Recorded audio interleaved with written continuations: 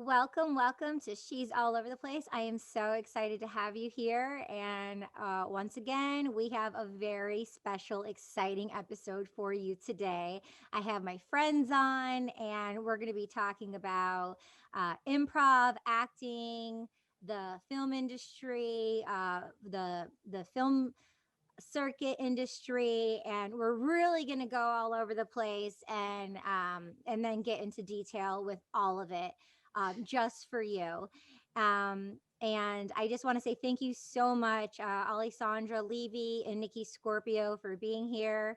They are rock stars, artists, entertainers, and actually, they're on a lot of different episodes. So they'll be in the show links below so you can dive deep more into their journeys.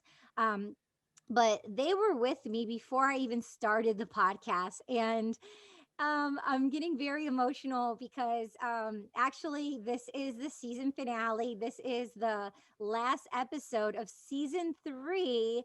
And then we're going to be taking a break. So until we get to season 4.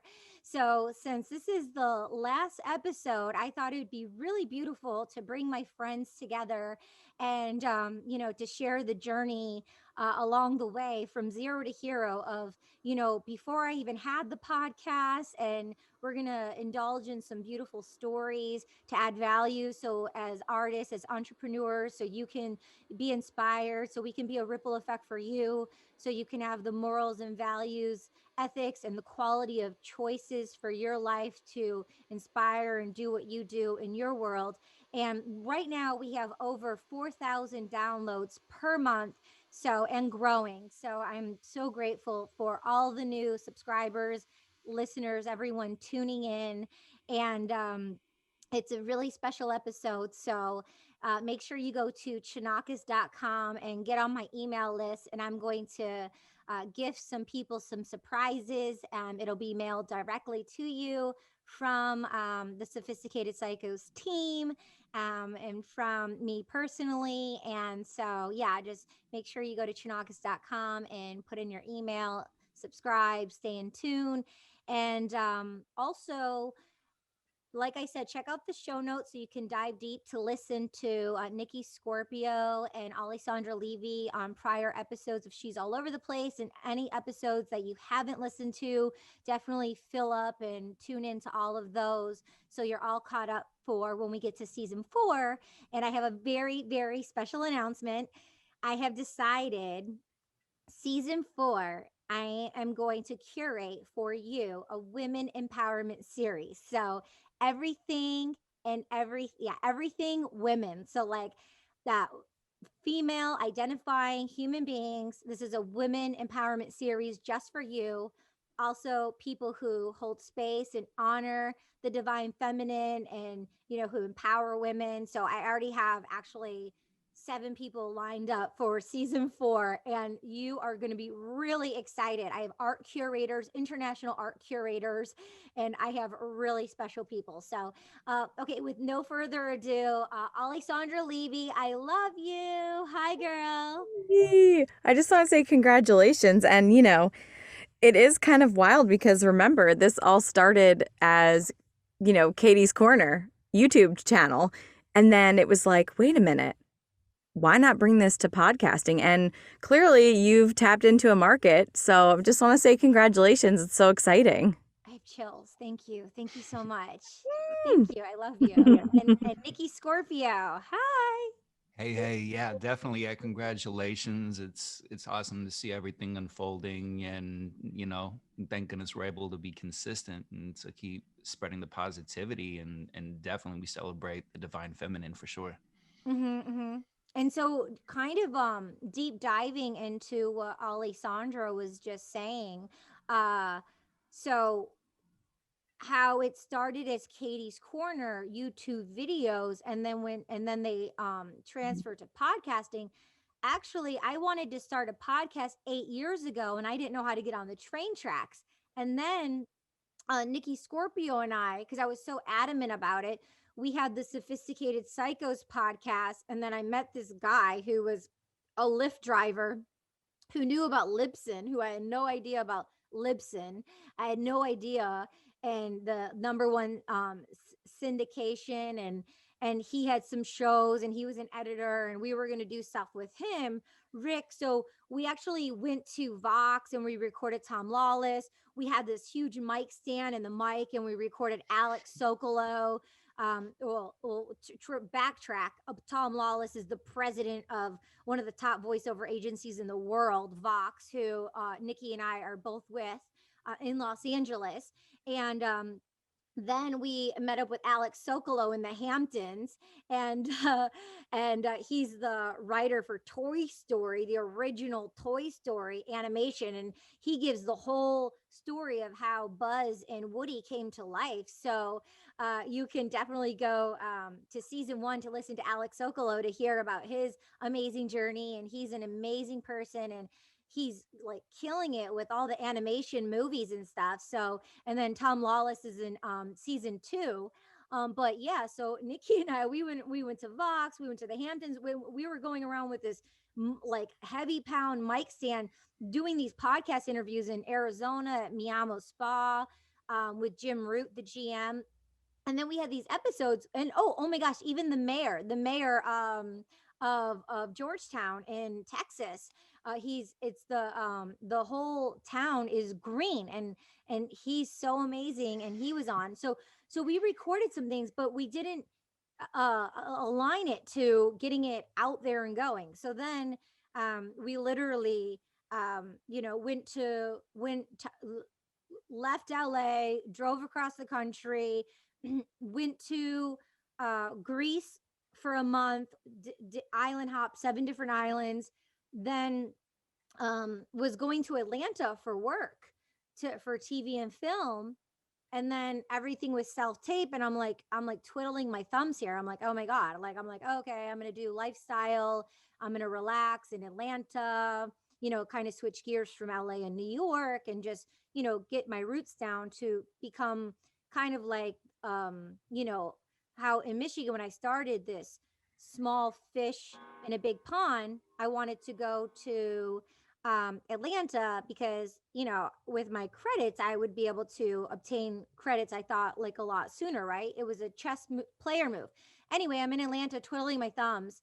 Then we have this like influencer trip to Mexico, and I'm in Mexico, and I'm in my hammock for 7 days looking at the stars and the moon, and I'm just like in this white robe reflecting, and I'm like, what do I need to do? What and I'm like who do I want to be around? And I'm like, okay, like I love New York.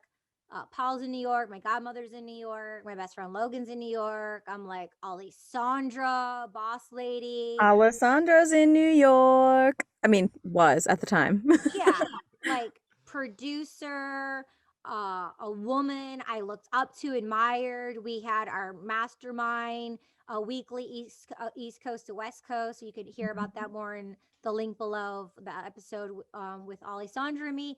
Yeah. So I'm like, I pivoted and like went to New York City because I just needed to be next to Alessandra, and we met up at a Greek restaurant. We broke bread.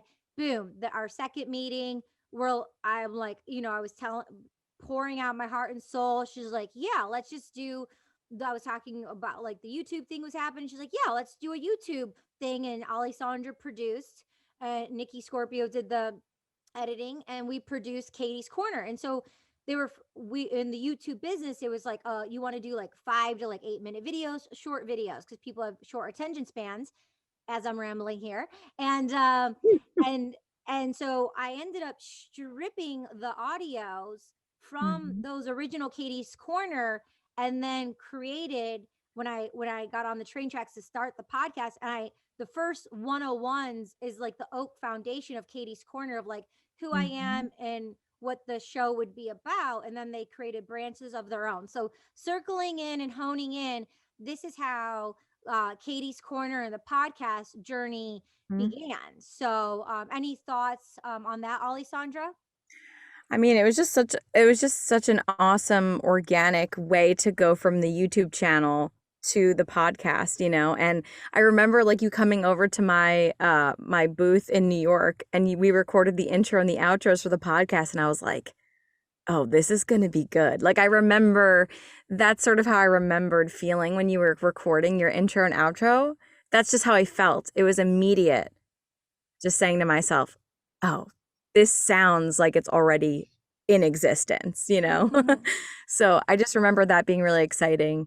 And you know, I mean, we've always talked about how, well, I think both Nikki and I agree, like we just are in awe of how you make connections, how you are this great connector and you somehow know this person or who knows that person, you get introduced through them, et cetera, et cetera.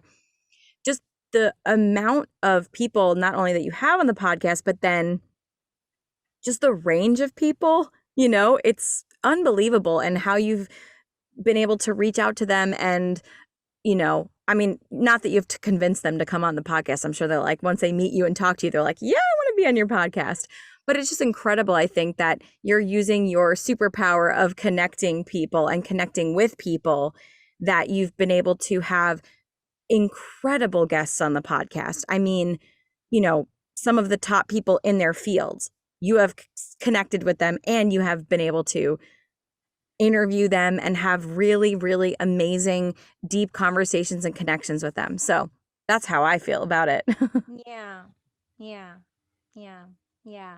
I just got chills when you were sharing. Yeah, and it's so wild because the podcast and then the shooting of the YouTube videos and then Mhm. but then the like the podcast and then the YouTube videos and then like now the podcast and like we're doing videos. So definitely check out the video on YouTube if you want to tune in to the visual. Very, And very funny editing by Nikki too. Like he would put in sound effects and like cool captions and just really fun visuals that made it just very charming and funny. And it was cool because that's sort of like how Nikki was able to like insert his creativity and his sense of humor into it too. But it's amazing because think about it now. I mean, like we're celebrating so many wins right now as a team. You know, and it's just so cool to think like, okay, well, we're doing this as a team. And now, you know, over the pandemic, it's like creating a web series that is now having great, you know, acclaim attached to it. So it's just so cool to see our as a, you know, as a triad, as like a, you know, a triangle of friends. It's like what we've been able to do since then until now, and what's happening now with us is just incredible. yeah, yeah, and to highlight what you were saying about Nikki, so for the person tuning in, when they go to listen to the 101s, you'll hear all the funny things Alessandra's talking about, and I'm so grateful for those things. But now the podcast, they don't have those things that Alessandra's talking about. However, it would add so much value and so much fun quirks to my show if it did have that.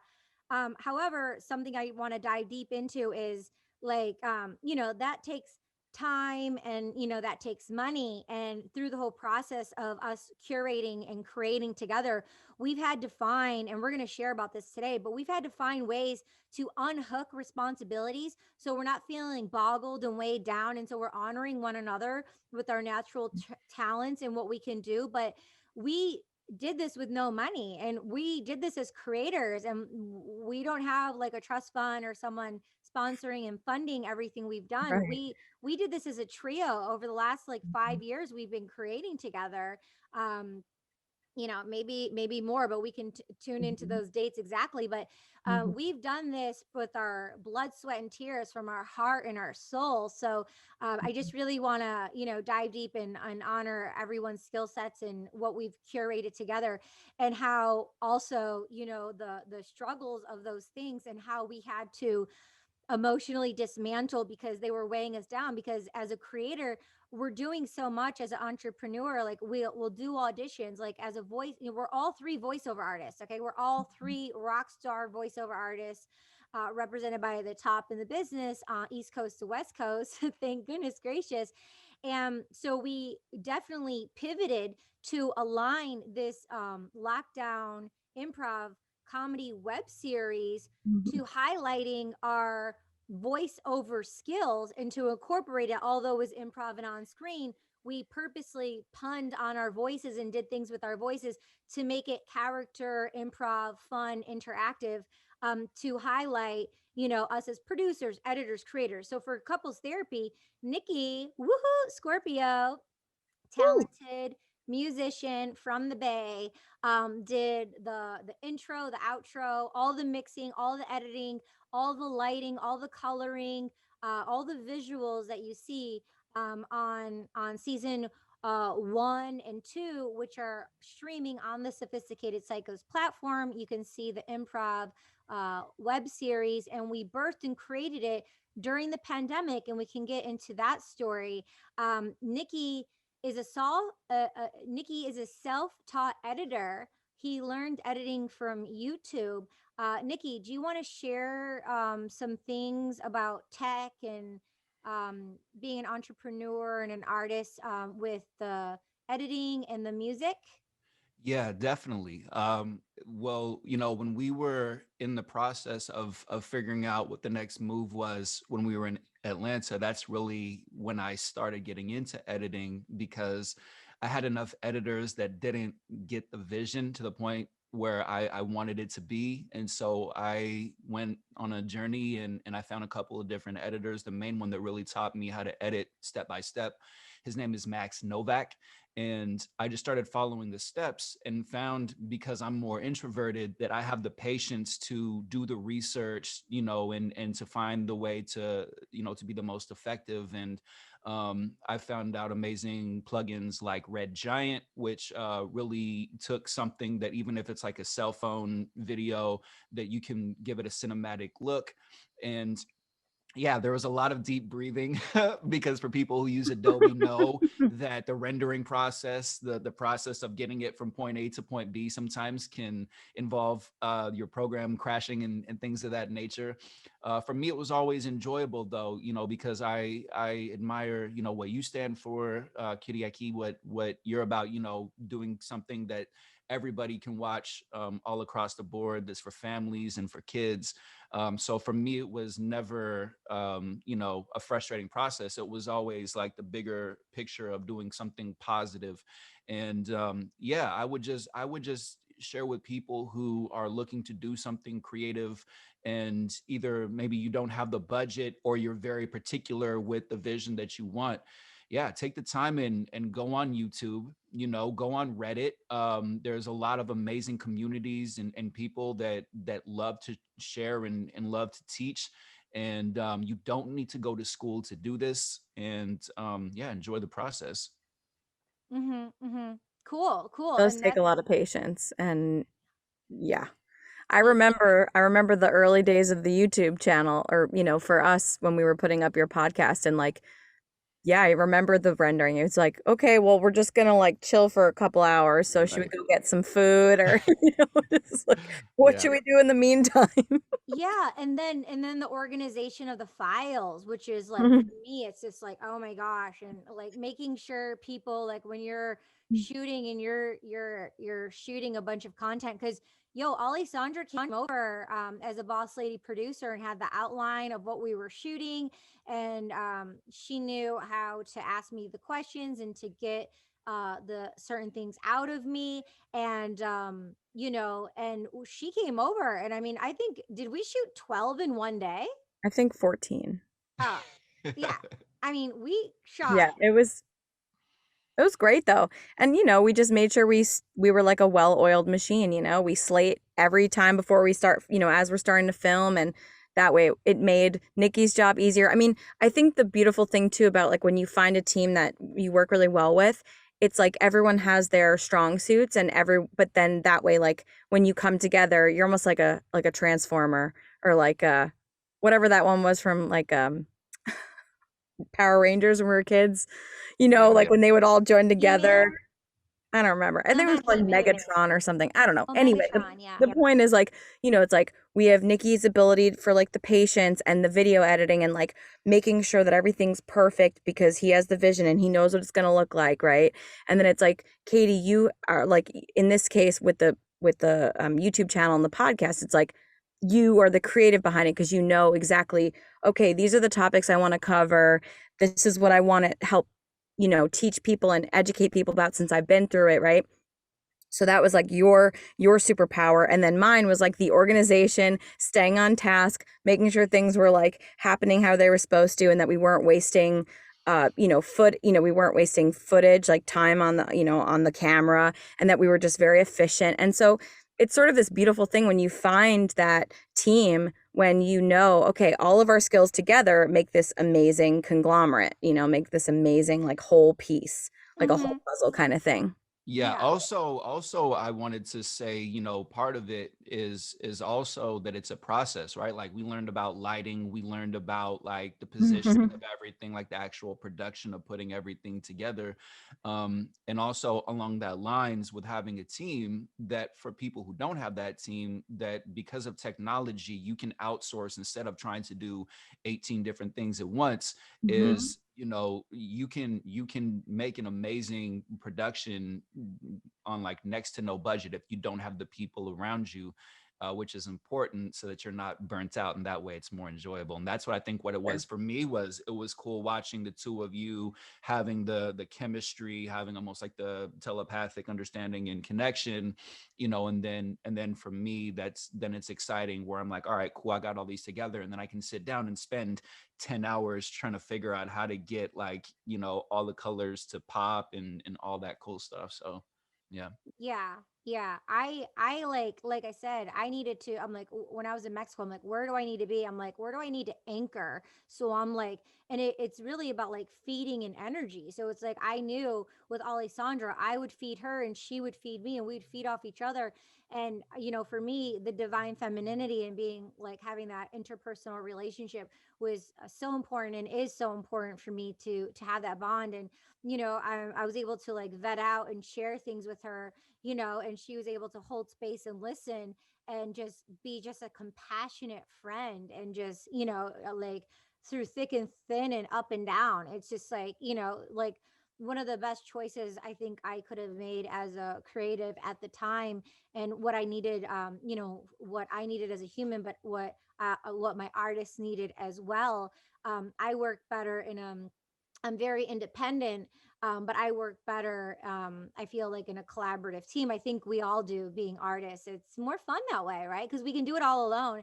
And along the way, I thought I had to do it alone. And, being a young female, thinking I have to put up this armor and do it alone. But then finding out that, yeah, I can do it alone, but it's harder. And I don't have to do it alone. It's more fun to do it, with teammates. Um, Mhm. yeah, but diving in, prior to couples therapy, when Alessandra and I we were masterminding East Coast to West Coast, I created a web series called Trigger Flaws with Nicky Scorpio, and we would go to Republic of Pie on Magnolia, amazing pie on Magnolia in Valley Village, and they even have vegan pie. And the owner's so cool. I had an art show there, and we had a table read, and all these artists came together when we were done. Like I cast all the people. I had to go through the union. I have 5 non-union actors have an opportunity to be in the union with the new media contract, and it was scripted by Mike Targus, who's from Detroit, where I'm from, Michigan. And he was the writer on it. And Nikki had the vision, like, she's like a modern day Carol Burnett, modern day Lucille Ball. And so like a variety show within Trigger Flaws. And I called it Trigger Flaws because I went on an internal journey in 2014 to find out my triggers and what would trigger me, right? And so any great artist just takes the good, the bad, and the ugly, and they just apply it to the canvas and apply it to the art. So I know that's what I do. So we had Trigger Flaws, which was scripted. So while I'm psychologically masterminding with Alessandra, I'm birthing these ideas, and we're talking about like, curating something together Mhm. independently, doing something together. So then we had Trigger Flaws, and we did season, episode 1 and 2 through the union scripted. And then after that, I was then bi-coastal. So we were talking about, I talked to my godmother, and she said yes, we could shoot at her place in New York City. So Alessandra and Nikki, we came up with a new show idea, and the working title was Green Beans. And Mhm. Alessandra and Nikki, because their hats are more of like, situational comedy, the writing, and they were getting together and they had a Google Doc and they were writing, Mhm. this show. And then for whatever reason, like I was even casting it, and I had this Greek guy and this redheaded girl. Oh, to rewind really quick though, trigger flaws. Nikki did the Carol Burnett, Lucille Ball, and I did the Sabrina's the Teenage Witch, where she'd go like this, and she had the special powers. So she put her finger together. So all four girls in Trigger Flaws, there's two elderly ladies who aren't too elderly, but then the younger generation to get more of a demographic, um, and and we all had special powers. And the sound engineer, everyone had their own whistle when they made their special powers happen. We could think and know what each other's were thinking, so we could all circle back around and make trigger flaws still happen. But pivoting to the green beans, the scenario was like I was this big voiceover star in New York City, and my agent calls me to like do a last minute audition for Nickelodeon or something like that. And Alessandra, you were going to play my best friend and come over and Mhm. be involved in voiceovers, and you have such a great voice being where you're from. So we were gonna, as a creator, I was like, what do you want to do? What do you want to do? And you would say, oh, well, this is where my artist is calling. This is the voice I want to explore Mhm. with. And so we were open to that as a collective. And we talked about Nikki. Maybe he was going to be like the annoying 80s next door neighbor who always wants to work out, do green juices and yoga, and kind of incorporate The new that. thing he's pushing, like every episode, it's like a new thing that he's like pushing. Yeah. But Nikki and I had so much fun writing it. And it was like, again, working as a team, Nikki and I, like, I think we're both, to give myself a little pat on the back, like, we're both funny. We're funny in different ways, but it's great when you bounce ideas off of someone, right? Nikki will come up with something and then I'm like, wait, that's hilarious. But like, what if this happened also? And then you just keep like playing off of each other. And we had such a blast writing, and it was very effortless, I feel like, when we wrote together. It just felt like we had been writing together forever, kind of. It just were. Yeah. Yeah, chemistry is definitely key. Chemistry is definitely key. Being able to be open to different ideas and to keep an open mind when people have ideas that you might not have thought of. That's where a lot of the magic happens, I feel like, in all of our creations. Oh, and we knew it was good if we made each other laugh. We're like, oh, if we're still laughing about this when we read it back, like we know it's going to be funny because we already knew what it was. But even reading it back again, making us laugh like a second and third time, we're like, well, then someone seeing this for the first time is going to laugh. And like we have green beans on a Google Drive. Like we created and had these visuals come together. Like and then my cousin Lizzie, since she went to NYU and Tisch Film School, she was going to be the cinematographer on it and direct it. And so we were creating an opportunity with family and to give her an opportunity to direct us in this. So that could still happen. It's like we created this. So what we're sharing with you listening and the viewer watching is the formulation of all of our projects that have birthed, and that's going to lead to couples therapy, which is going to lead to where we're going to go in our lives. But so there's trigger flaws, which still 1000% can come to life, and us be creating on trigger flaws on a scripted series. Also, we have Green Beans, which is a scripted series. And instead of Trigger Flaws was in LA with the spiritual hippie vibe, we did this like New York, and but still like with the green juice and the spiritual vibe and stuff, but incorporated us being voiceover actors. So Mhm. that can 1000% come to life too.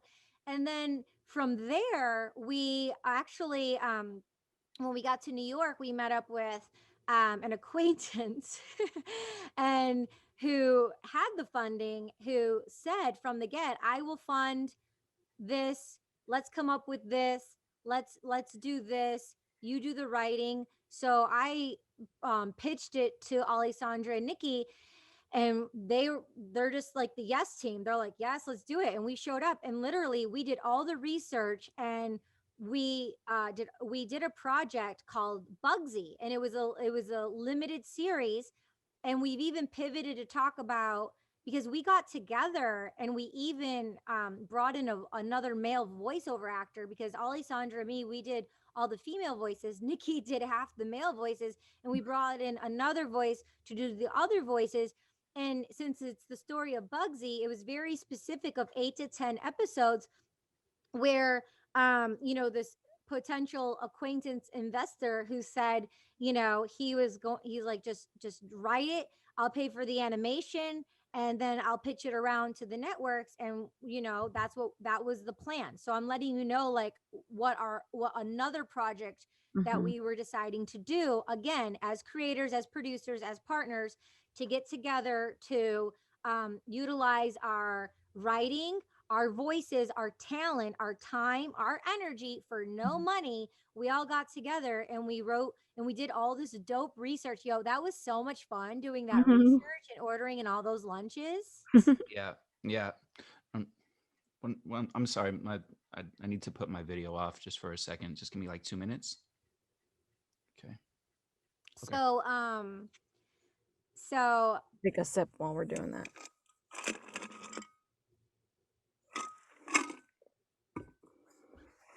and, so, um, we were gonna have an animator, but when we had, I don't know, like, I don't we wrote it pretty fast, and we got to the Yeah. the specifics. I don't think this person knew how talented and how quick we were. Because when Mm-hmm. we set everything up and even had a meeting at this person's house office, and when it was time to pay for the animator, and we put organizing, Alessandra, putting it on WeWork, we vetted out voiceover actors. You put it up Mm-hmm. on Facebook on a group. Mm-hmm. We cast a voiceover actor. Yep. We cast um the not only the voiceover actor, but we took meetings with animators, and then Mm-hmm. found someone, to do it for like a fair price. And animators are super expensive. And I was very clear with the investor from the get-go, who said, who was, I'll talk, I want to say, because he didn't pay for it, and it didn't happen. And so now we also have Mm-hmm. a scripted Bugsies series, limited edition, our own take on it, ready to go. Mm-hmm. And Like an so then, animated docu-series. Totally. yeah. And Yeah. so then when this person's out of the picture, when I think it was, the beginning of the pandemic, I was like, or maybe it was before the pandemic, I'm like, we should take the audio, since we have it, and put it up as a podcast, so the audio's out there, so like someone could hear it and then maybe want to turn it into something. And Mm-hmm. then it was the holidays. We were going to do it, but then didn't do it. But then I've been hesitant to do it, because if someone can just take the idea, so maybe that's not the best Mm-hmm. thing. So let's wait on that. But I was thinking put it out as a podcast, but then like it's only going to be X amount of episodes. So maybe that's not the best thing. But we could definitely put it together still for a pitch. So Right. we have things that are, simmering in our back pockets of stuff, we've all the energy and time, and they all layer together, that we've built. So before I move on, does anyone want to share anything about stuff we just talked about? Yes, I would say that, again, it's a process, right? It's like you go and through the journey and you say yes to different things and you learn along the way, right? And there are many successful people, like, Dr. Dre, for example, has hundreds and hundreds of productions that might not ever see the light of day. Mm-hmm. And you get that down to a certain point where you feel like you have something solid. And I think a lot of times the perfectionist syndrome, that's where having a team is so important, right? Because like the perfectionist syndrome can make things frustrating or overwhelming, and we can take these amazing creations we have in the treasure chest and do something powerful and do something cool with it when we have the funding for it, and keep on running with it, I just also to, piggyback off of that, Nikki, I also feel like, you'll hear a lot of times, someone will be interviewed, maybe a big celebrity or very successful person, and they'll say, maybe they'll be asked like, well, what were you doing before? Like, it seems like you just came out of nowhere. Like now all of a sudden you have all this, this following, this fan base, or this fame and fortune, whatever that kind of thing is. And you know, 99.9% of the time, that person's saying, well, I had like 10 different, failed businesses first, or I had, 50 books that I had written before my first one actually had a publisher and wanted to put it on a big scale, right? So, it's not an overnight success. It's like you're working for a decade or 5 years or 10 years or 20 years or 30 years or however long, right? You're doing all these projects, it's like, the cartoons where someone's trying to draw and then they ball up the paper and they throw it, they go, oh no, forget it. And they start again. And then they ball that paper and they throw it out. Oh, start again. I mean, that's what it is, right? People who are successful are actually the biggest failures right? because Yeah, you're you just keep going, you're just keep failing and going. failing and you're going, oh, that didn't work out, but that's okay. We still have it in the pocket. Okay, this one, we didn't really get to do exactly what we wanted, but that's okay. We'll put it to the side. And when the time is right, we'll do it again. Like, that's the beauty of it. These things, no matter how much they happened or how little they happened, there's still there's still always a time for rebirth for them.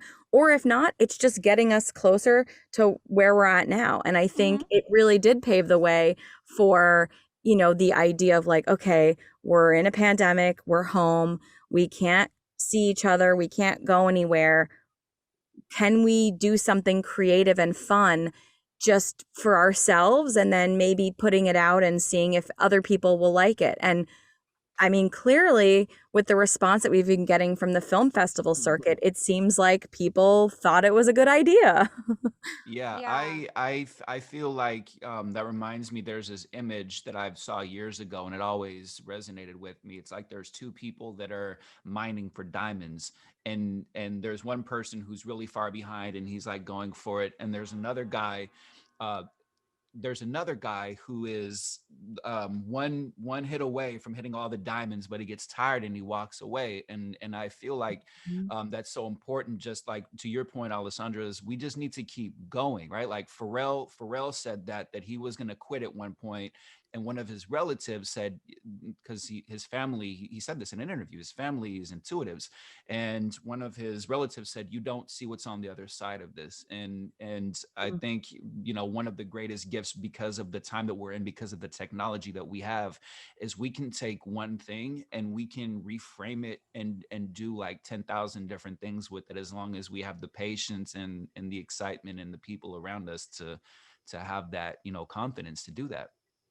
So, Yeah. what I would like to add here is, in the interim of everything Alessandra and Nikki is saying, about keep going and about the failures, we also communicate with each other and then separately, where it's like, I've asked Alessandra, like, hey, like, let's, I just planted to see, like, oh, I look forward to, because we met on a yoga retreat for 10 days in Nicaragua. That's how we met. Mhm. So, I'm saying, hey, just girl time, you and me. Let's plant a seed for the fantasy, for the idea that you and me are gonna like get together for a long weekend or something and just like have some self-care and honor our souls. So by planting that seed for that to happen, that's really exciting.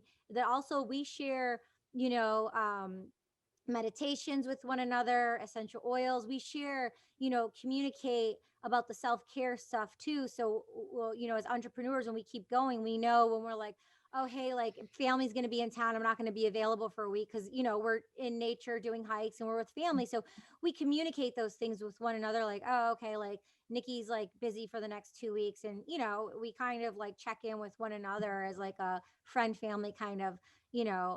collective to look out for one another. Because you can just go, go, go. Yeah. But we need to be able to make sure we're nourishing ourselves too, and watering our gardens.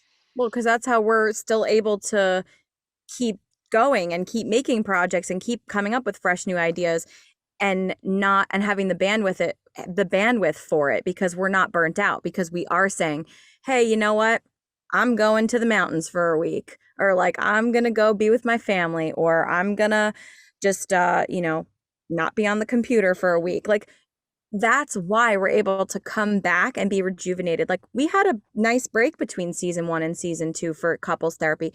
And I actually think that was great because I know, we were at home. We could have just been like, let's bang it all out. Let's just do as many as we want in one day. And, I'm sure we would have come out with great stuff, but I actually think it was better. Like we had the break between season 1 and 2 and we had time to reflect on it and like what did we love about season 1 and what can we bring to the table for season 2? How can we make it a little different? What's the evolution of Katie and Nikki as it relates to them and their relationship, but also how it relates to the therapist and how she's changed over the break of seeing them and et cetera. And I think, art imitates life, right?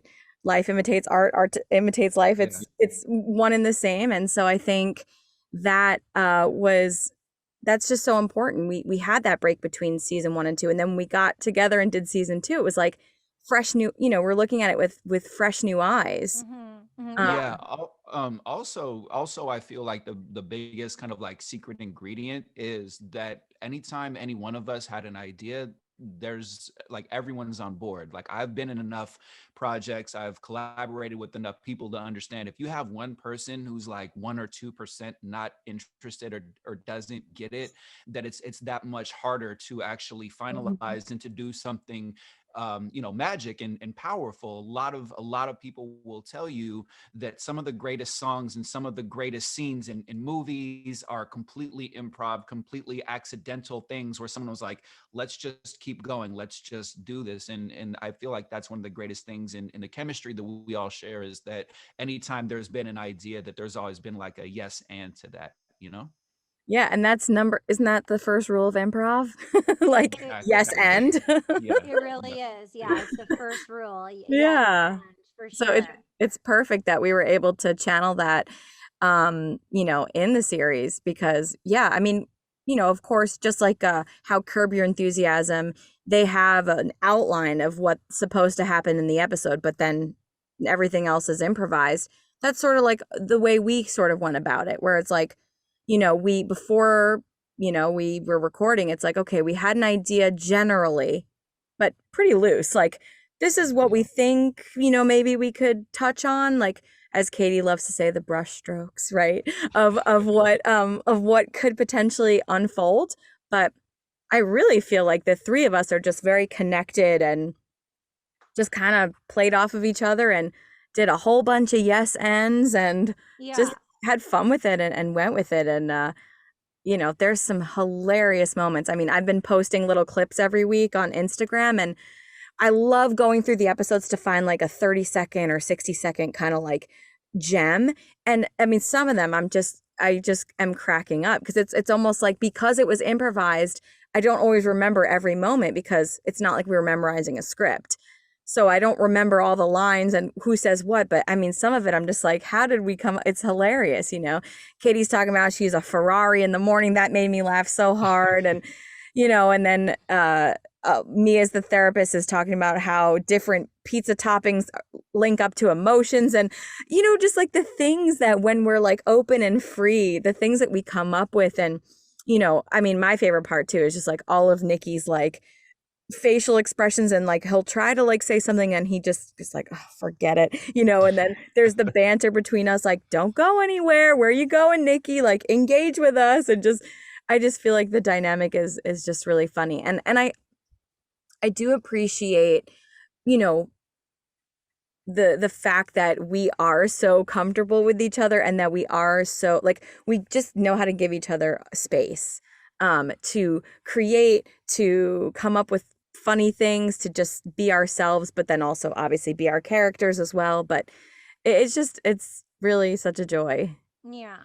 Yeah. Yeah, and to take something that came out of a place of frustration and to be able to capture that and to harness that, was a really big thing, because a lot of times people just want life to be perfect, and I have found from experience that the things that are imperfect, that are frustrating, are a lot, like a lot of the sitcoms and a lot of the greatest songs and art comes from somebody saying like, this is relatable, we need to do something with this as artists, instead of just like letting it pass us by. And Mhm. yeah, that's where the magic happens for sure. And of course, more and more media is all about how, just much more interested in things that are just very genuine and real life. And I think it's almost like this rebelling against what we've seen when social media first came out. I mean, it's still happening, and media in general, right? It's very like glamorized, Yeah. and just perfection and airbrushed and all this kind of stuff. And there's this push for like, no, we want genuine, we want authentic, we want, I mean, we see it in our scripts every day for voiceover, like conversational, authentic, genuine. Like you don't really care about the product, you're just kind of like sharing about it. And Right. that's what people like, right? So it's perfect that we're taking something like couples therapy, which maybe a lot of people, I think people now want to talk about therapy, but I know when I used to go to therapy when I was younger, no one wanted to talk about that, So it's just like this thing that's real, relatable, authentic, genuine, kind of like you said, Katie, good, bad, and ugly. We took it and we're like, this is relatable. And Yeah. people will probably find it funny. And there are plenty of people that are in couples therapy. And there are plenty of people that would probably benefit from couples therapy, right? So why not just like put it out there and just be really raw and authentic and real and genuine about it? And, you know, hope that people find it funny and think that, oh, this is so relatable. I know exactly what this is like. Yeah, I love everything you both just said. I just want to get more into the brainchild to let the listener and the viewer uh, know some formatting. So what we did was we were East Coast to West Coast, and we did it on Zoom. We did this on Zoom, like we're Mhm, doing right now on the mhm, video, and it was a two shot, and Nicky hooked it up with his lighting and with the tech skills and the post production. But we shot it on Zoom, and what we did a one therapy session. So it was about 1 hour, just over an mhm, hour.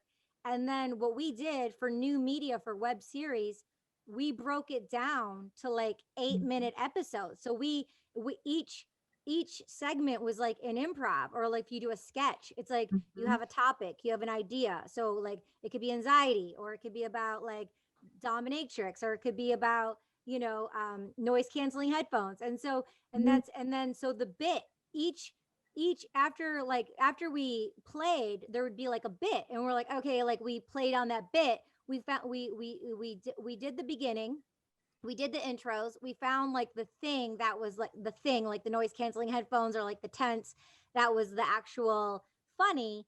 And then we all did our bits off of that. And once we felt like fully full off of energy, off of just the electronics, we then introduced something else and went to something else. And then so that's how we shot it. And then when it was done, Nikki and I, we watched it together, and then I'm like, okay. And I told Nikki, like, as the director, I'm like, cut it here. Like, let's like end it on here. So you end it on something big or a funny, or you want to end it on like what's next. So I was able to say, okay, edit here. And then when we were done, we just like literally most of it was all usable. Most we didn't He didn't cut out like a lot from season one. Season two, there was just a bit he did cut out, and I want to ask you about that, just so you know, in a minute. But I actually did, but you never answered me. So we're gonna get raw and real on the podcast in front of the people, so I can know the answer that was never answered. But season one, so there's just like I think we used like all of it, honestly. Um, And that's how it was edited, and we did web series, and we did it on we learned YouTube business during the pandemic, and so we released one episode per week, and we did all the vidIQ and the hashtags, and the algorithm of like posting consistently, and Nikki made the thumbnails, and we got a poster. And so that was season one, and like Alessandra said, we were able to let it breathe a bit, and we were excited. We knew it was going to happen. We took some beats, Mm-hmm. and then we had another conversation about what it would look like. And then we shot season two. Again, we shot it all longer than season one. And the session was longer. Like I milked it and just like kept her on the call. And that's a part of season two. But we shot it all in one Zoom session. And then again, Nikki edited them down. Accidentally, one episode is actually 24 minutes. So, um, right? I think one episode is like 24 minutes in season two. I'm like, what is going on here? And because he didn't do the cut where I said, and then, but as a producer, as a director, as an artist, sometimes you have to know when to hook and then understand when to let go. It's like I already told them where to do it, and it wasn't done. And this is kind of behind the scenes of nitty gritty, but where this miscommunication happens. But it's okay to share it, because I had to learn along the way, where before I'd get really mad at it, and I'd get so mad that he didn't do exactly what I said. And that was my own room as an artist to grow, as a producer, as a Mm-hmm. team player, to have more compassion for my team and for myself. Um, that it's not the end of the world, that it's going to work out. So I just allowed it to be, because he already did all the editing. Like we had everything already uploaded. I already did all the back end work of the hashtags and stuff. And I'm like, I'm not going to go back and do that. I'm not going to have him go back and do it. It was just like backstepping in a mess. So I've learned along the way just to like, start messy and go, and then just go and just let it live. So I don't know which episode, but one episode is like 24 minutes. So enjoy that one. And but Oh, but it's the the bonus. It's the bonus episode. yeah, there you go. But the idea and the fact that um knowing like people have the attention span of a goldfish, 7 seconds or 9 seconds, I knew from the get-go, from the base, from the commitment that we made, we don't allow it to go past a certain place. But then also, like I said, through the experience and communication and honoring other human beings as a creative, and for my own personal sanity, learning to like be like, just let it ride. And so it's totally awesome. It's not the end of the world. It's all good. So I wanted to share that. I want to share something else, but before I go on, do you guys want to share anything about those things? Yeah, definitely. I think a couple different things. We made this at a time where in a sequence of events that we've never experienced before, Mm. right? And for me, when we created this, it was very much from real life experiences, very much, dealing with a therapist who was kind of checked out in certain aspects. And instead of being frustrated about it, saying, like you were talking about earlier, just saying like, we need to do something with this. And I'm not just going to sit here and be frustrated. I feel like this is relatable, and seeing other couples and people that are in love that fight and argue about certain kinds of things, and thought how cool it would be to, show two different human beings that, very much care about, one another, and maybe don't have the right answers, and there's an intensity that's very relatable, and also within, for me, within the creation of this, there was a lot of stuff just like on the human side of things where, again, I learned how to edit off of YouTube, and really, it I'm a singer songwriter. I'm on stage first and foremost. That's my love. And being able to edit in a way where it's, cool, and it's relatable, and it's fun, and it's edgy. There was also along the way, and again, that's where a team helps, that, I was having just human, like, I want to be outside, I want to be with people, like not wanting to be trapped inside, and going through that, and being able to finalize and finish this with all the other human things that are going on in my life. I think that that's, again, that's part of the journey now, is we can either sit there, and there's a million different options, right? Like, we could outsource, we could get another editor, or we could just say, this is good content, it's relatable, it's raw, right? Like, if you look at a lot of amazing shows, if you look at the pilot episode, it's completely and totally different than the other episodes. And I think the fact that one of the things that I really love about you is that you have the confidence to just let things go and just put it out there and just let it rock and know that it's going to be good content. Because there's a lot of people that are just hanging on to this creation like it's their child, and they're never going to let it go because it's not good enough. And I think it's cool, regardless of my mistakes, and errors, that they're still like, we're going to go for this and we're going to put it out there and people are going to love it. Mm-hmm. I think I agree 100%. I mean, you know, it's so important to just remember that something, just like getting it out there, even if it's not 100% perfect, is always going to be 100 times better than just never putting it out there. Mm-hmm. Like, it's almost like a no-brainer. And I think Mm-hmm. I just agree. I think it's great that, you know, the pandemic is messy.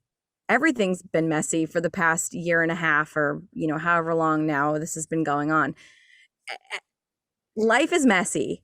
Things are messy. Nothing's perfect. It's like, and art is never perfect either. So it's just important to put it like, it's like, it's sort of just like a time capsule. Like, we put this out during the pandemic, and it's just a part of what life was like during the pandemic, right?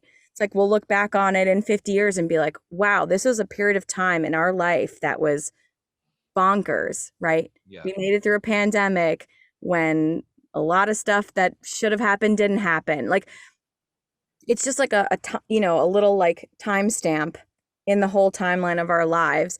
And I think it's actually great, I mean, think about all the best art that you love. It was made in a very specific time. What was going on in that time period?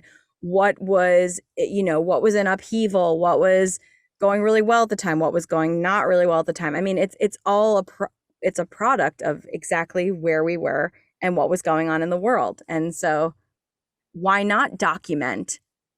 It's like we were documenting what was going on Yeah. during the pandemic. So beautiful. So that kind of pivots me to sharing this part right here, which is when March happened in 2020. um there's a platform called Actors Connection, and it's LA, New York, Atlanta, and they did free at threes. That's what it was called, based on your time zone. But and it was every single day, and I was at the very first one. I was at the very first one, and because I was just sitting in my condo, and I'm like, what am I going to do? And so when I saw this opportunity, I immediately, it was my target. Like, I was in Mexico, and I'm like, oh, I need to go to New York City and be by Alessandra. When this pandemic happened, I'm like, this is my target. I'm like, I need to get my head down and just focus on my actor and just create. I just need to create. So I did the free at threes. And I remember, like, I called you up. I'm like, yo, we're doing this. I'm like, Mhm. this is what we're doing. I'm like, yo, let's go. I'm like, are you ready? And you're like, yeah, I'm ready. And I'm like, I called you at the beginning. I got the grip of it. I'm like, let's go. We're going on a ride. And you were down. Yeah. We just took off from there. Mhm. But what happened was, when this happened, uh a lot of people were laid off in the world, and the union, there were all these emails. Half the people at SAG, the office, were laid off. They didn't have jobs. So already, when you're a producer and an actor and you're creating content with the union, there are hurdles, office emails, papers, like 50 pages. People have to sign things, time in, time out. You have Mhm. to, like, wait weeks, to get a case number and things approved. And it's like, if it takes, not too long, but 4 to 6 weeks in the union, but now half the people are laid off. I'm like, what can I do to create? And I have issues with administrative stuff. I'm like, the paperwork and all those things. I'm just like, I'm a creator, right? So I'm like, how can I remove any loopholes, any nuances, anything that's going to hold me back from creating? Like, what is going to hold me back anything that's going to be in my way, get rid of it. So I'm like, how can I create without having to go through the union? And being in improv, doing stand up, no calling the union and asking like, hey, how come Ashton Kutcher is having punked and he's an A-list celebrity, quote unquote, but he's doing union projects, but he's Ashton Kutcher and he's doing punked. So there's this thing where a union actor can do other projects that aren't union as long as they're not playing another character. So as long as it wasn't scripted, which it wasn't, Mm-hmm. as long as I am Katie and not another character, Mm-hmm. I can do it not through the union, but as improv, to create something that's funny, to create something that's just creative, that Mm-hmm. will show people my art and my creation, but then gift me an opportunity for producers and directors to hire me in union projects. So Ashton Kutcher could go and do punked as Ashton Kutcher and do his punk thing as his personality for people to get to know who he was. So then it would build his personal brand to then hire him in scripted union projects. So I knew that from years ago. And so then I'm like, okay, I knew I'm in the union, so I'm Katie, and Nicky Scorpio SAG eligible. So he was just Nicky Scorpio. And then Alessandra, she's not union or union right now. So it didn't matter. So she was, the wacky therapist or just the Mm-hmm. therapist. um, and so that was the formulation of how it happened without it being attached to the Screen Actors Guild, with honoring the ethics or of the union and the ethics of being a creator to still be able to create and not allowing anyone to hold us back. So we didn't have to wait on admin and paperwork. We were able just to do it. Nikki was editing it, like, and then we can get into to more things. But I just wanted to, set the tone with letting people know about the back end that happens when it comes to being union and non-union and creating and our approach and what we did for this particular project.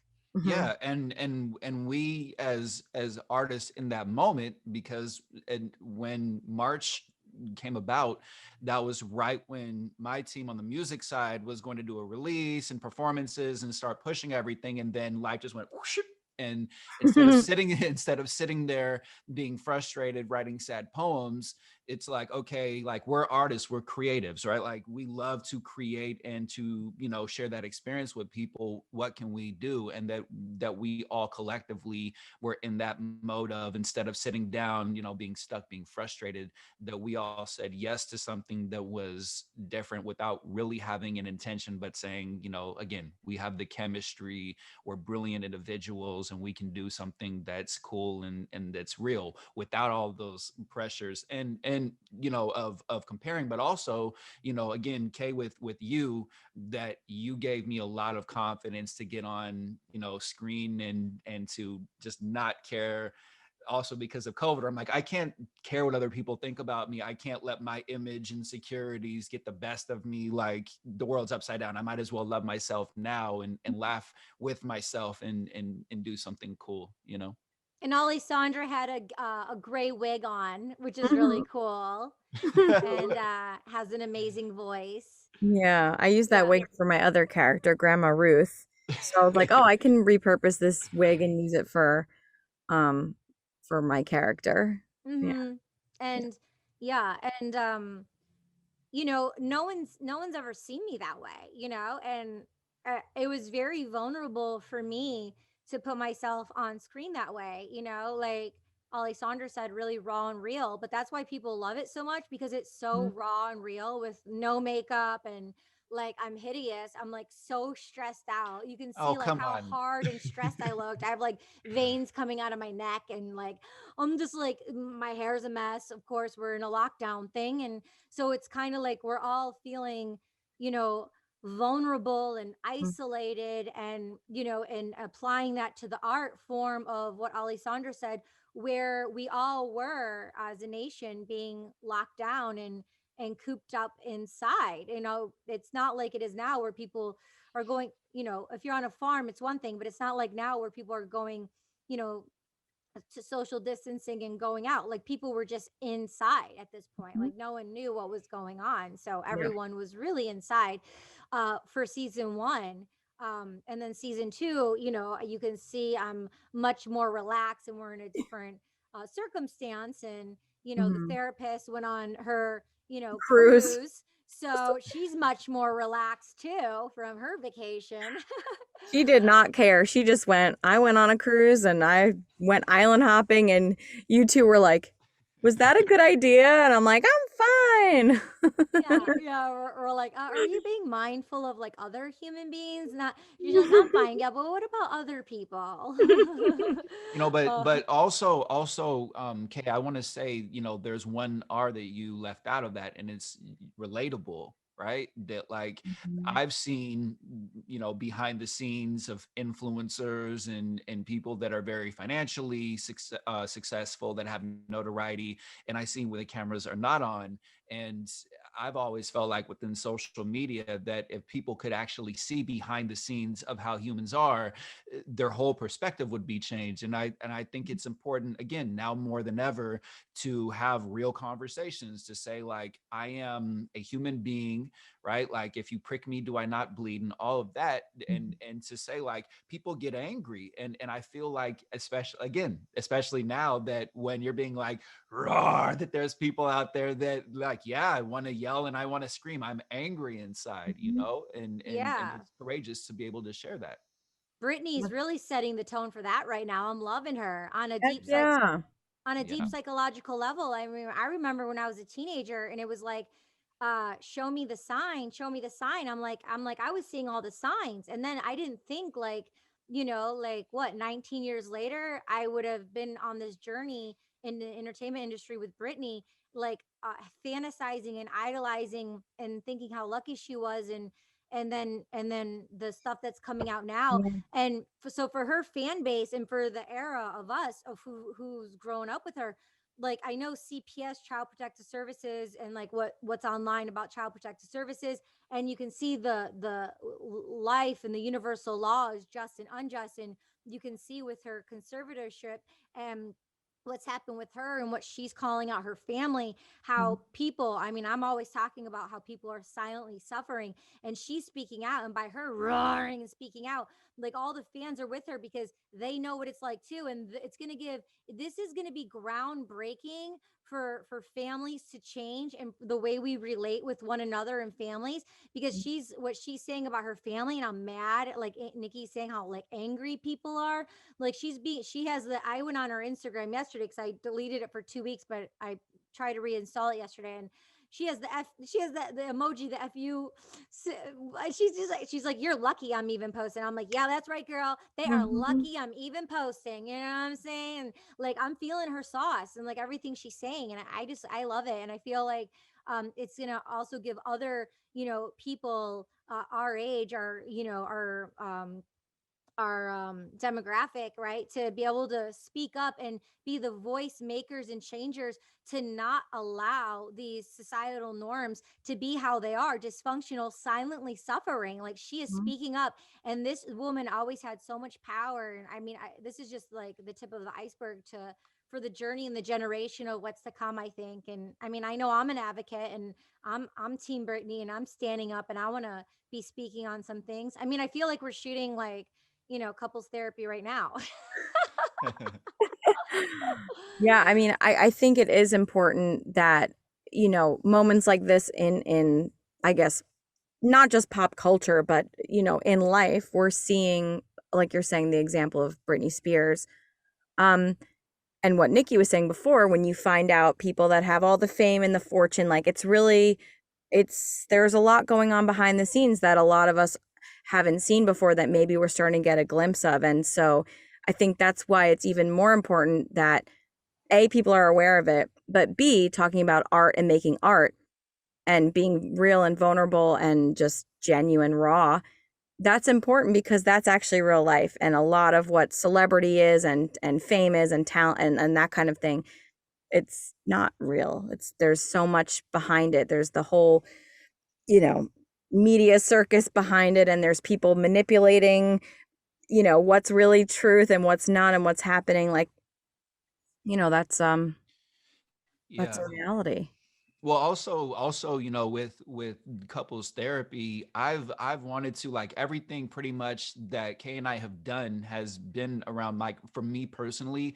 I just feel like when I turn on television, when I go on social media, that there's not, I mean, it's starting to happen more now, but there's not really, like, healthy love, real love isn't really promoted, right? You get people that, like, give you these beautiful quotes and say, like, we're all one, and then when, like, the rules don't apply, then it's chaotic. And what do we look to? Like, we look up reality shows, and we see people are, have a million followers, and so, like, people just follow them. And for me, Mhm. what I appreciate about this show, and what I appreciate the both of you, is it's like, I wanted to give somebody something, and I want to make content for people just to watch it, and to, again, when people see themselves being represented on screen, right? When people turn on or watch a movie and they say, "Oh my God, there's somebody who looks like me who's successful," or somebody's holding up a Grammy who's like a person of color, maybe like they're gay or trans or whatever, all across the board. Everybody wants to be, represented and Me. related to, and everybody wants love, and love is not a perfect thing. It does get messy and complicated. And when we have people around us, when we go to therapy, when we, meditate or do whatever, or the different products that we were showing on screen, that's from a real place, because we know what it's like. And again, I think people now want that more than ever, to say, I don't want the perfect polished thing. I don't like, I want to know that when I wake up day to day, that I'm good enough, and that people will love me as I am. Mhm. Amen. Well said. Well Yeah. said. Cool. I want to take this to a deeper direction. So my friend Clinton H. Wallace, who is the founder of Cote d'Azur Webfest, he launched it in 2019, and I was so lucky to have him on the podcast. So it'll be in the show notes below. But what he revealed to me on the podcast, tune in if you haven't heard that episode. But he created a web fest, different than a film festival, but created the web fest in the film festival circuit before knowing the pandemic. He's always been really ahead of the curve to have an online digital platform for people with the new media to be connected. And he launched it, and he's the very first web fest to launch during the International Cannes Film Festival that happens in um, France every May on the French Riviera. And so he created this pre-pandemic, and then so they're booming with the business. And so we're going to talk a bit about the film festival circuit, but he's one of the people, trusted sources, that I contacted when we were deciding to pivot this into couples therapy into the film festival circuit. And what he says on the episode was really beautiful, because what he said was, and you have to listen to the episode to hear his words exactly, but he thought it was so profound that during the pandemic, and that's why we won, and that's why he thinks we're doing so well in the film festival circuit, because we literally did what Alessandra said. We took what was happening now, and as creators, as filmmakers, as entrepreneurs, we took and made a lockdown series during the lockdown, where a lot of other people were flipping out or not creating, or who knows what they were doing. He complimented our skills and our actions, how we went into action, and how we like turned this and made it into something. And so you'll have to listen to the episode, like I said. But I mean, he's like, that's why, he says it's genius, like how we took something and what we made out of the lockdown, right? um and he was like, I don't know if it was, he'll say it'll go down in history, but like, like you said, when we move along in life, when we look back, we'll be like, oh, okay, well, this was going on and this is what we did. Like, Mm. we really, what do they say, that where you coin something, how you take it and you coin it or something, you know?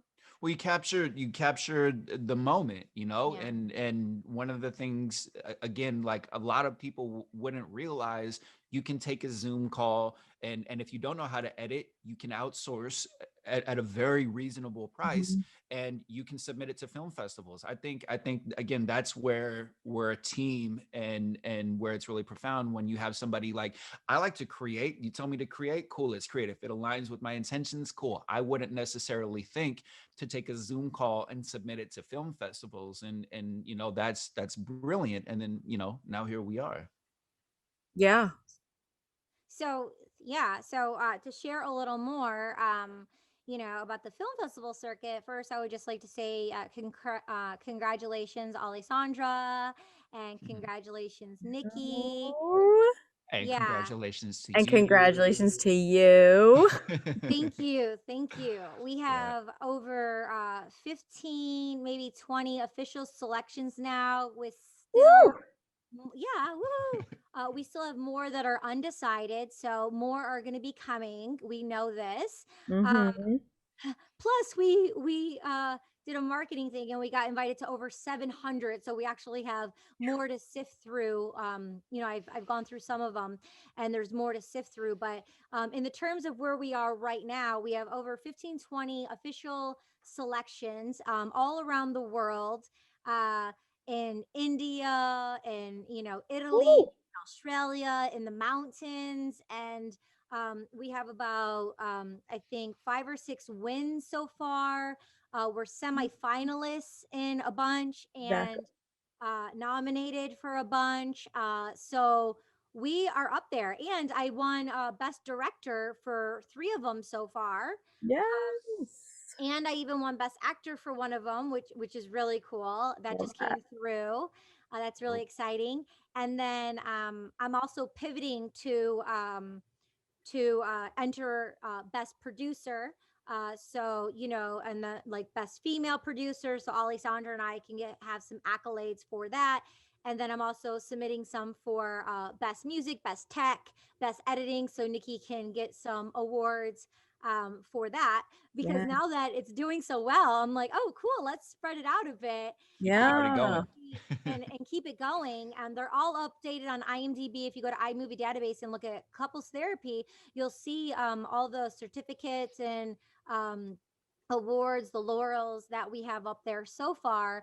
But it's really, really cool because, in my mindset of film festivals, if I can maybe just elaborate on the process of how it happened.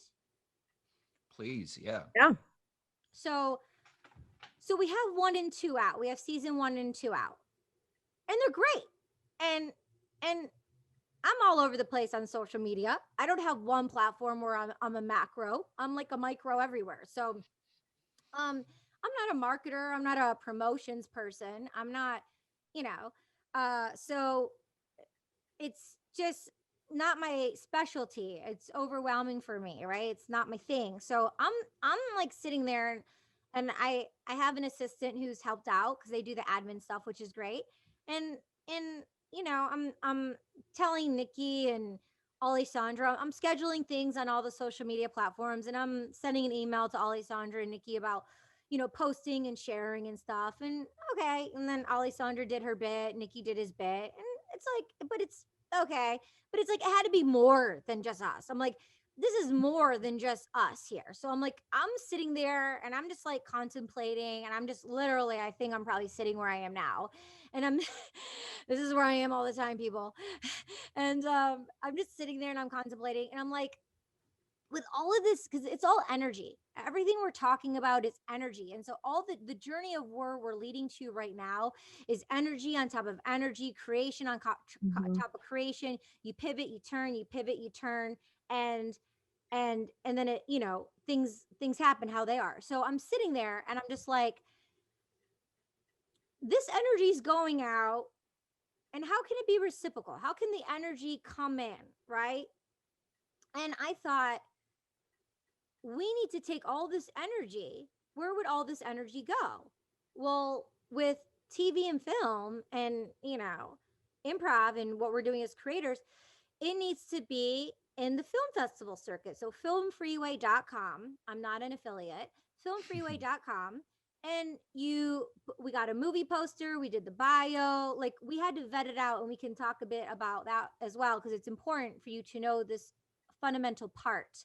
Uh, but I'm like, I talked to the team, and I'm like, let's take all of this energy and submit it to the film festivals, because when we're submitting it to the film festivals, it can be on the correct train tracks. It can be on the train tracks for it to be full circle, and which is exactly what is happening now. Mhm. And it's going so well, so we're going to keep going.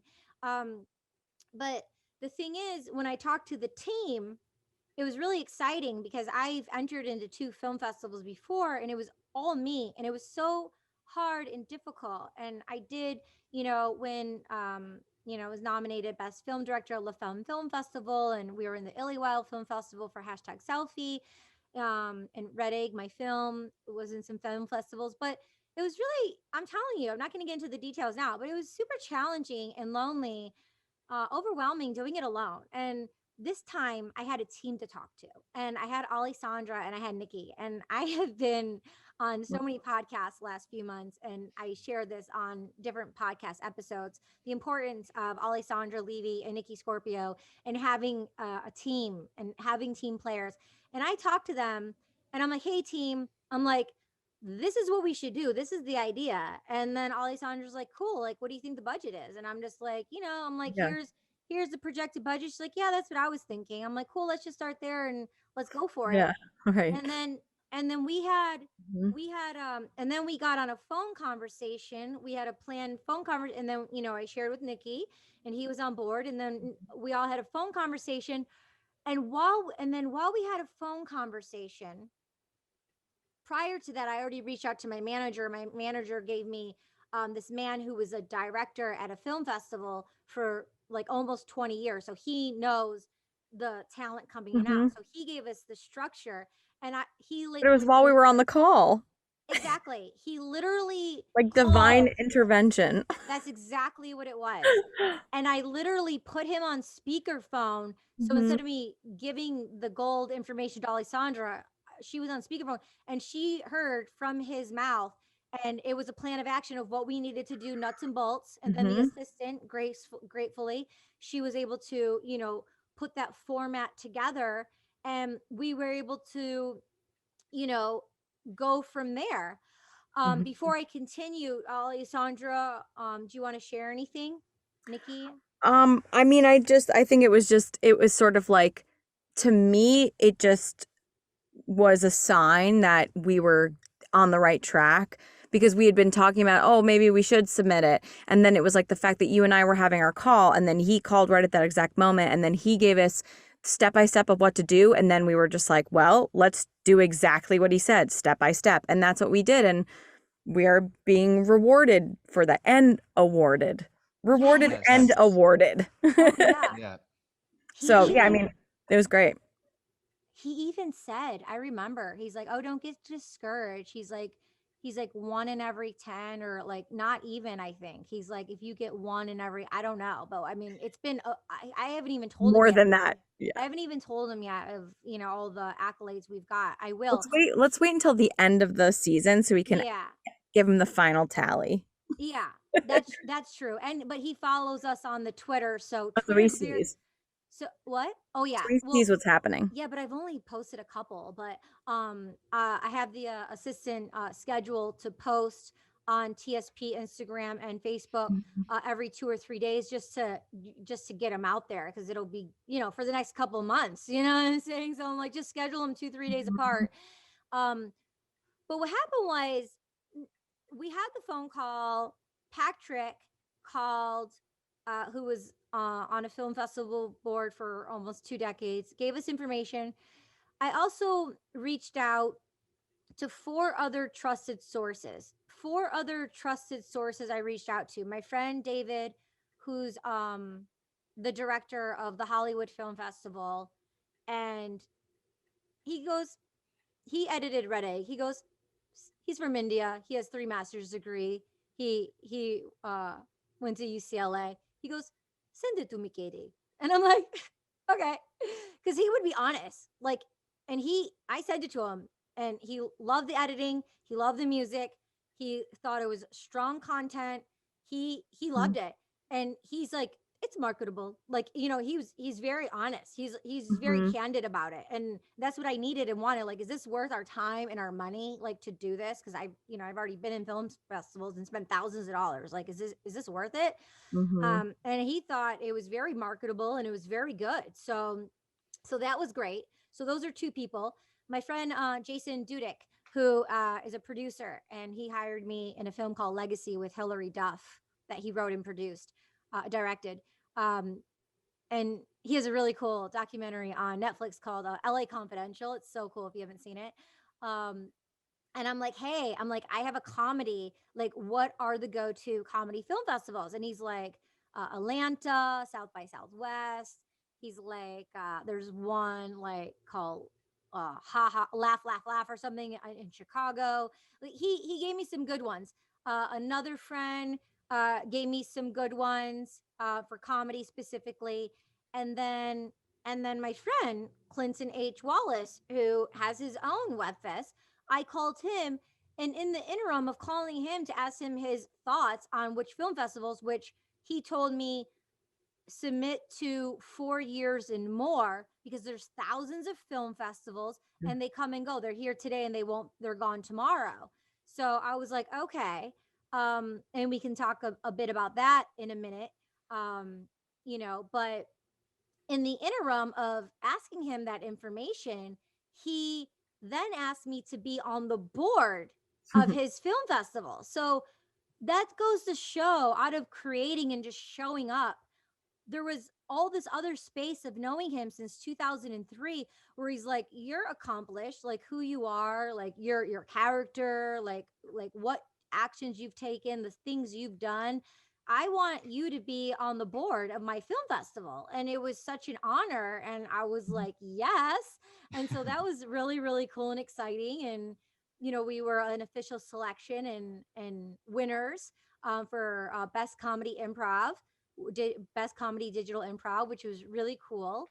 So a lot of gems came out of taking our creation and putting it into the film festival circuit. I learned so much, and I was able to contact other peers in the entertainment industry and connect with them, and shoot the crap and stuff, and kind of evolve with other filmmakers during the lockdown. So that's kind of my stories with film festivals and my experience. But please reflect and share what you learned along the way, and anything else that came up for you and that you Alessandra, you learned. want to go ahead? I need to go off camera just for a second here. I think, I guess for me, the biggest thing I learned was sort of like touching on what we were talking about before, how, art doesn't have to be perfect to put it out there and get a good response.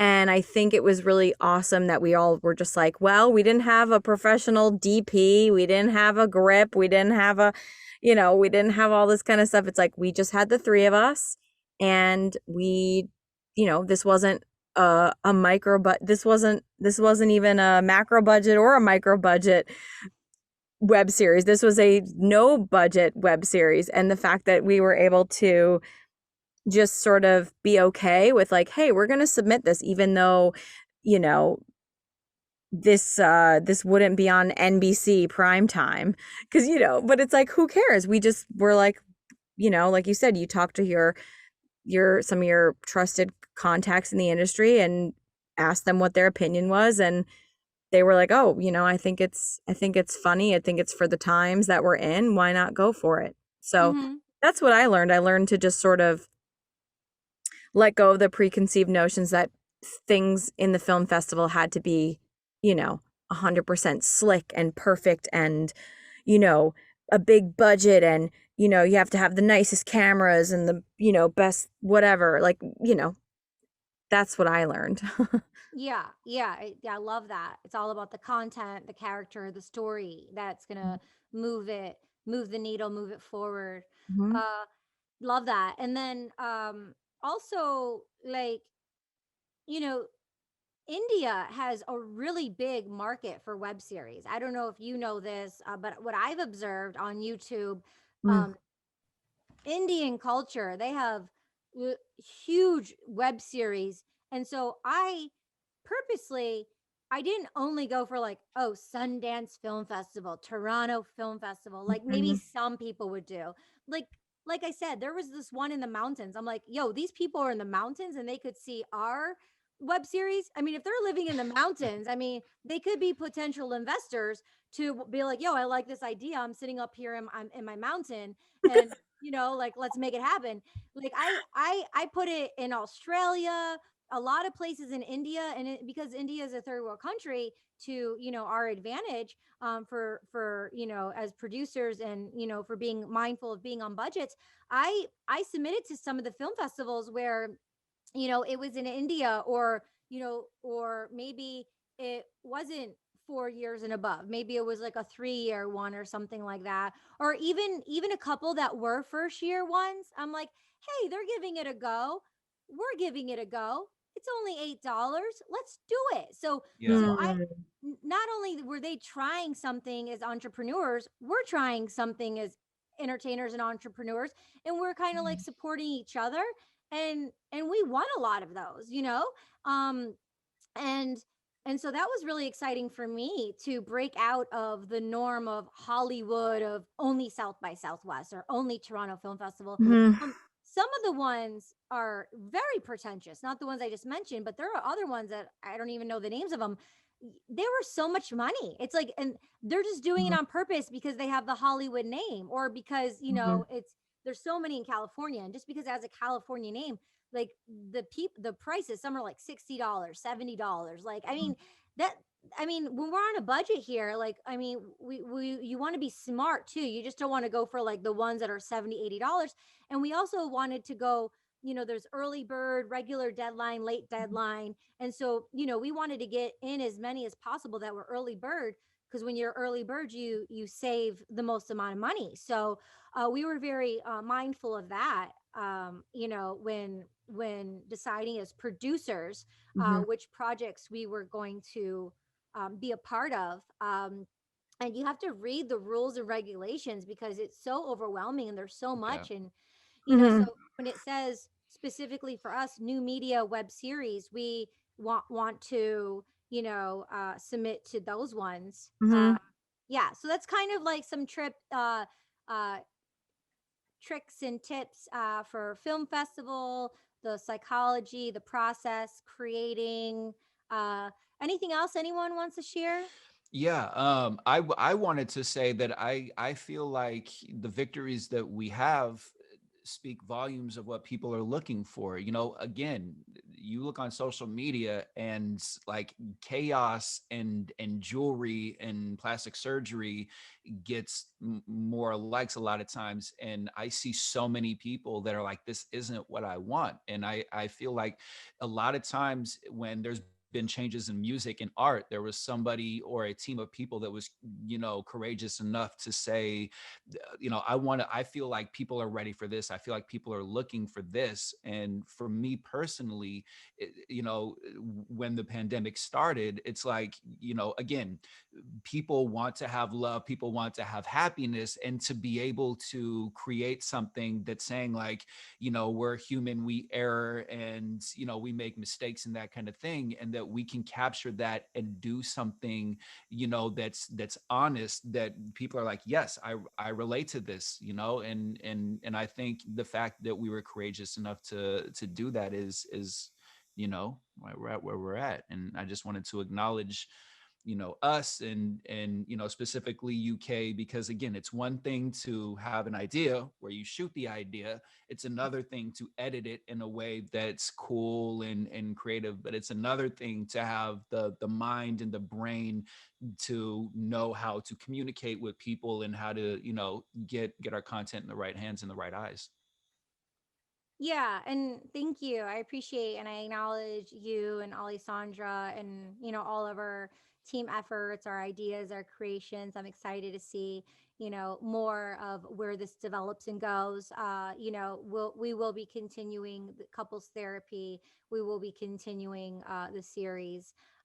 So we have a lot of ideas to share with you in the near future. Um, so also I would like to say that I grew up running cross country, so I'm used to being in the papers twice a week. I'm used to hearing my name on the announcements twice a week. And I was in, I competed in, Michigan Teen Motor City, where I won, and Miss Michigan Teen, and I grew up with medals and being on varsity and receiving a full scholarship. And I went off along my journey and um you know I have a certification for DJing. I have a certification of studying at the London Academy of Music and Dramatic Arts. And I must say, I want to say, like, having all these laurels and these certificates and seeing my name, like seeing us win, like, certification for our best project, like, and then seeing my name, like, best director and just couples therapy and like directed by Katie Chinakis, like, my heart feels so full and it feels so good and natural. It's like, this is what I'm used to. I'm used to getting these accolades. I'm used to getting these certificates and awards. These are what this is what makes it full circle for me. And so it's like, okay, like, I'm really happy and I just want to continue on the train of us receiving these awards and the accolades and the certificates, because the people on the Twitter who are very big involved in film Mhm. festival community, like, people in the industry, they like to see these kind of things, and Right. it's showing you as a serious actor, as a serious producer, filmmaker, creator. um the industry, no matter what it is, they all take note of it because everyone knows who's in it, what it takes Yeah. to do everything we're talking about and more. So um, it's really important that we make sure we keep on the road of getting these certifications and these wins, and then on this project, and then any other projects we're doing, also now pivot them immediately into film festivals. One short example I'll give is Judd Apatow and Leah Dunham, and she did a feature film called Tiny Furniture, which I saw, and it was in the Spirit Awards, I believe. And it was an independent film festival, and she Mhm. submitted to the Spirit Awards, and Judd Apatow was there. Now people are seeing, now producers and creators and executive producers are seeing things virtually, Mhm. much easier Yeah. than going to a film festival or flying to a film festival. And he was in person and he saw Leah Dunham's Tiny Furniture and he loved it. And they created that into Girls. They created Mhm. that into Girls, which won a Golden Globe, I think, its first season. And it was a very successful TV show. And Mhm. they took cast members from Tiny Furniture and cast them in the TV series. Mhm. And so I'm having chills, but you don't know, but that's life. And that's how it happens. When you show up and you create and you put it out there and you align the train tracks to people who are reciprocal for it. For example, executives, producers, content Mhm. people, investors, they can see this and they can take couples therapy and say, hey, like, one of our inspirations was Broad City, what the girls from Broad City did. And then Yeah. they took it to Comedy Central. It was Mhm. one of our inspirations for it. And that's what they did. But that was during their times. We're in different, they were ahead of the curve because it was when it was very new. Now, but Mhm. we're ahead of the curve in our own ways. But this could be an improv thing. It could turn to a scripted show. Right. Executives, producers, investors could just hear us and be like, "Oh my god, I love this collective. I love what's that project you have in the works? Let's bring that out. Let's see what that is. You have that project. Let's see what that is. Or hey, I have this idea. What do you think about this?" And then they give us a budget, and then we do something brand new. So, like, Right. all of this will happen, all of this can happen, and that's how it really happens. So I mean, I'm excited, I'm grateful, and I'm empowered, and I'm glad to have you two as my teammates.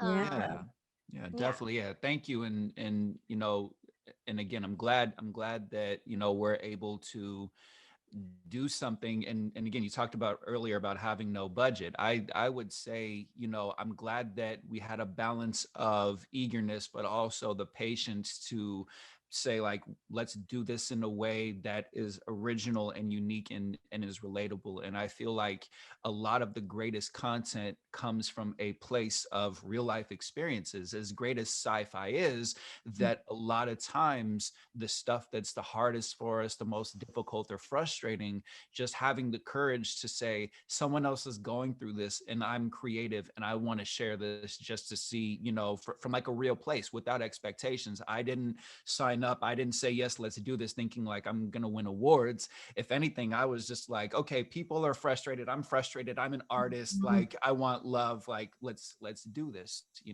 Yeah, we scaled it. We took the Mhm. next step. We pivoted and we scaled and we pivoted and we scaled, and that's what we need to do. We need to check in with one another, right? Like I was feeling Mhm. frustrated, like, oh, I'm doing this alone, like, and Alessandra's like, but are you okay? Are you really doing this alone? You know what I mean? So like, she's like, and I'm like, oh, I think we need to have a call. She's like, yeah, we just need to communicate, and she like reminded me, like, yeah, we just need to communicate, because I was feeling very frustrated, and as a baby, you feel frustrated, you don't have the language, you can't speak it, I'm feeling frustrated, but she's like, just let's just communicate, and I'm like, oh yeah, let's do that thing.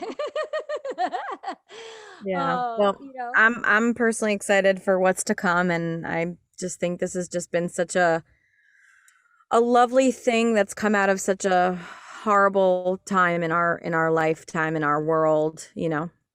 Yeah. Give people laugh and love. Transformation. Yeah. Yeah, definitely feel that. Yeah, if anyone needs an editor or someone, contact Nikki. If you need an audio engineer or a producer, voiceover talent, contact Alessandra. If you need a male voiceover talent, contact Nikki. If Nikki and Alessandra, they both sing and write music and make music, and Alessandra is plays the upright bass, and she plays the guitar, and her husband is an amazing musician, with instruments, and Nikki is all about the synth and making beats. So anyone out there, if you want to collaborate and connect, definitely please reach out to the artist. And if you're someone with an idea and you maybe want to hire us to produce your vision of a short film or a web series or a project, feel free to reach out to our collective so we can inspire you and add value and support you with your vision and what you're doing. We're here, obviously, artists, entrepreneurs, and creators, and, sharing our processes. So, yeah, definitely connect with us. Everyone's social media will be in the show notes. So definitely connect with Nikki and Alessandra. Also, Nicky Scorpio has an amazing new single called Irregular. So definitely it's on all streaming Woo! platforms. Woohoo! Check out Okay. Irregular. Yeah, the song is rocking and rolling. We are international. I also wanted to say really quickly, if you need an award-winning director or producer, reach Oh, there out. you Like, go. okay, let's not downplay that, because a Yes. lot of people have brilliant ideas, but it takes a certain kind of communication and a certain kind of, intelligence to be able to communicate with people and create excitement. It's one thing to have an idea, it's another thing to take the ideas and to execute it. So if you need somebody who's amazing at directing and producing and putting people together and building teams, hit up the boss lady. She's all over the place. Yes. Yeah. Oh yeah, and I love that ring, award winning, Yeah, right. I thought producer you would like that. I director. thought you would like that. Award Yes. winning. Yeah, we added that to the title. Award winning Yeah. producer and Yeah. director. Love Yeah. that. Mhm. Voiceover stars we are. Yeah. Okay, cool. Does anyone else want to share anything else before we wrap it up and close it out? I just want to say again, just to reiterate, don't get caught up in the perfectionist syndrome. To take your ideas, meditate on them. Don't feel like you have to rush. Don't compare yourself to others. Take time and nurture your idea and figure out a way to make it original, make it relatable, and also build teams, look online, do research. You don't have to do everything by yourself. That if you take time, if you slow down, that you'll be amazed at how much technology is available. You'd be amazed at how many, like-minded people there are out there in the world. And make mistakes and enjoy the process, because you'd be surprised how many of your favorite artists, creatives, and amazing people in your life, when you were looking at them and idolizing them, they were hard on themselves and thinking how they failed, but you never knew that, and that's part of the journey, is just go for it, stay consistent, and keep going. Mm-hmm, mm-hmm. Thank you for that. And Nikki has a podcast for introverts. If you want to hear more of his wise words, check out Scorpio Rising podcast. Actually, I think on his third episode, he hit top 100 on Apple Podcasts for mental health. So that was really Woo! prolific. Yeah, So, shout out to all my introverts out there. We're mm, meeting, but we don't know exactly when we're gonna go because we're not really communicating. But It's all in the mind. yeah. cool. Thank you, everyone, for tuning into She's All Over the Place. And that is definitely going to be a wrap for season 3. Woo! What a fulfilling, amazing season. Actually, this season I was only going to do 13 episodes, and it was going so well and growing that in the middle of the season I decided to extend it to to 22, 23 episodes. So I'm really excited that I made the choice to do that and to be here. I would like to conclude with a couple of things. One, happy birthday to my yaya. I love you so much. 92 years old and going strong. Wow. Happy birthday to yeah. So strong. Kiriakula. It's who I'm named after. Kiriaki. She's my heart and my soul. She's 92, going strong. Happy birthday. Um, her birthday is September 7th. So yeah, that's 7-7, right? That's so cool. Yeah. Yeah, so happy birthday, Yaya. I love you. Efkaristo pari poli, if you like ya. Sagpo pari poli.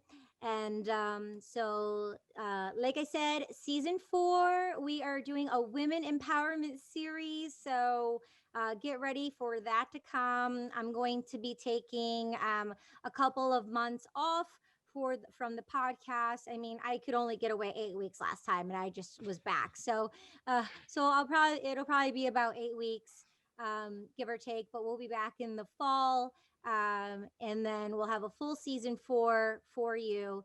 And then yeah, the call to action, like I said, go to chinox.com, get on my email list to stay in touch. Go to the social media links below, and connect with Alessandra and Nikki and myself. And go to the Sophisticated Psychos YouTube channel. Check out Couples Therapy season 1 and 2. Also, our music is streaming on the Sophisticated Psychos platform. You can download it everywhere for free on SoundCloud. And if you haven't tuned into any of the other episodes, go back and get caught up. And if there's something specific, just email me at imaginekatie@gmail.com, and I can specifically lead you to an episode if you're feeling up, down, in between, whatever. If you want a dose of creativity or something for spiritual mental health, I can attune you to certain episodes. Definitely, like I said, Scorpio Rising on Nikki's podcast is great. And yeah, I think that's all we have right now. It's been an amazing season. Thank you so much for being here. I love you. I'm addicted to you. And yeah, we're in it to win it. And we're just going to keep going. Okay, cool. Awesome. Awesome. Thank you so much, Nikki. Thank you, Alessandra. All Thank right. you. Peace. All right. Thank you so much to the listener and the viewer. I love you. Reach out, say hello. Oh, wait, lastly, yeah, I'll do coaching. So if you need industry coaching, rock and roll, I can coach you for short-term, medium-term, and long-term goals. So get in contact with me. All right. Oh my God. Can I cry? I'm gonna cry for a minute. Like, oh my God, season 3. See, can you believe it? Season 3. Oh my God. Oh my God, what a great way to roll out with my friends. creators, Hmm. artists, the celebration, honoring Yeah. life. Thank you so much. I appreciate you. Thanks Okay, for having us. yeah, yeah. Mwah. We'll see you in season 4. Over and out.